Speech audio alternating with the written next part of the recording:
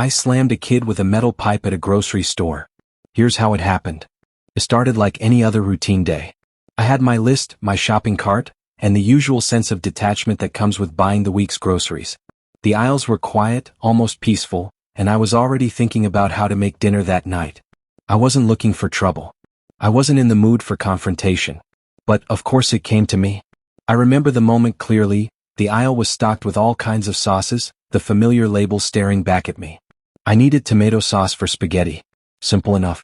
I reached for a can that caught my eye, a special brand I hadn't tried before. The deep red, glossy label promised something fresh and rich, just what I was in the mood for. That's when I heard it. A voice not far from me tugged at my attention. A small voice, the kind only children have. It was coming from a little boy, maybe 5 or 6 years old, standing next to his mother a few feet away. He looked up at her, his big eyes wide with an innocent request. He said, "Mom, I want that can of tomato sauce." At first it seemed like a harmless comment. But as I stood there, frozen for a moment, I could feel a strange surge of irritation coursing through me. The audacity of it. How could he just claim something like that without even thinking twice? It was as if he thought the world owed him everything. But more than that, it was the timing. The overwhelming pressure of the last few weeks had taken a toll on me. My wife left me. She packed up her things one day, walked out the door, and never came back. No explanation. Just an emptiness I couldn't shake off. And then, as if that wasn't enough, my mother kicked me out of her house. She said I had become too much to handle. All of it, every rejection, every moment of feeling invisible, started to build up in me like a storm waiting to burst. And now this kid, this child, was going to take my can of tomato sauce? I didn't even realize I was moving at first. Something inside me snapped. I didn't care that he was just a kid. I didn't care that he probably didn't even know what he was doing. In that moment it didn't matter. It was mine, and I was damn well going to make sure no one was going to take it from me. I glanced at the mother, who was too busy rifling through her purse to notice what was happening. That was my opening. I yanked the can from the shelf and held it tight, feeling the cold metal against my palm. My eyes never left the boy. He was still staring up at his mother, oblivious to what was coming. I grabbed the metal pipe from my backpack. It was something I had kept for just in case.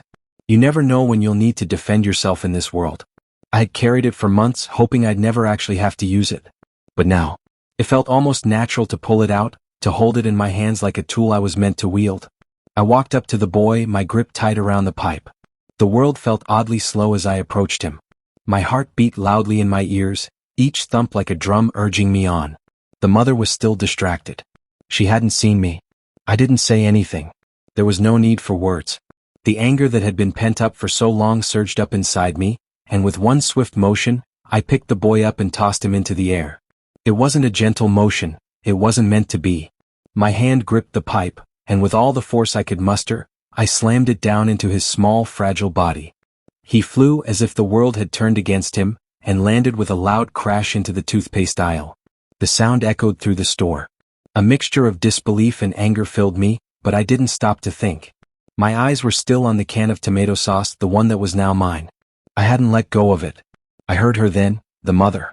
Her scream cut through the air, piercing my thoughts. "What the hell is wrong with you?" I turned to see her rushing toward her son, her face a mask of rage and fear. She yelled something else, but I couldn't focus on her words. Her threat to call the police barely registered. I didn't care. I had the can of tomato sauce, and in that moment, it felt like the only thing that mattered. The only thing I could control. The boy was crying now, his small body curled up on the floor in the toothpaste aisle. I didn't look at him. I didn't need to. The weight of the metal pipe still lingered in my hand, heavy with the act I'd just committed. My chest tightened. There was no guilt. There was no remorse, just a strange emptiness. I wasn't proud of what I'd done, but I didn't feel bad either. The woman's voice cracked with fury as she was speaking to the cops on the phone. I heard her trying to explain what happened, but I didn't listen. I was already walking away, pushing my cart toward the checkout. It wasn't as though I expected to get away with it. I knew this would catch up with me.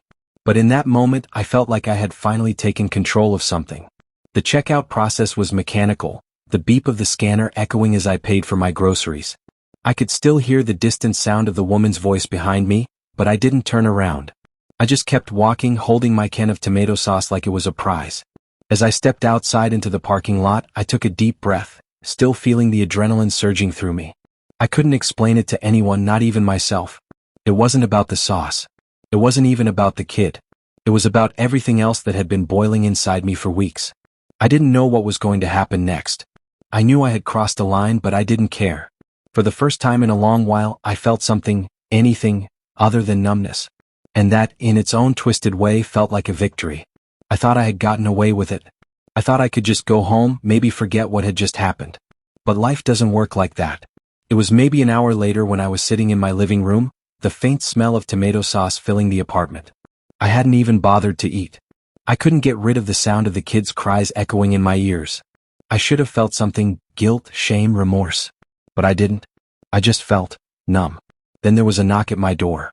I opened it, and there they were, 2 police officers standing in the hallway, their faces grim. Before I could even react, they told me to turn around and put my hands behind my back. I didn't say anything. I didn't fight it. I didn't even try to explain. They didn't need an explanation. The woman had already given her statement. I had been caught. They arrested me for assault. Assault on a child. The words hit me like a truck.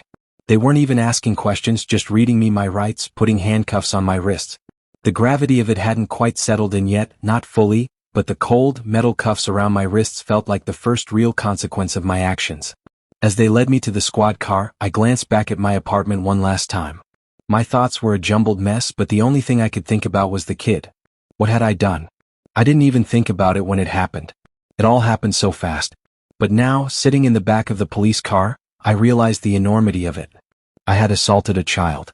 A kid who probably didn't even understand why it was happening. And for what? For a can of tomato sauce?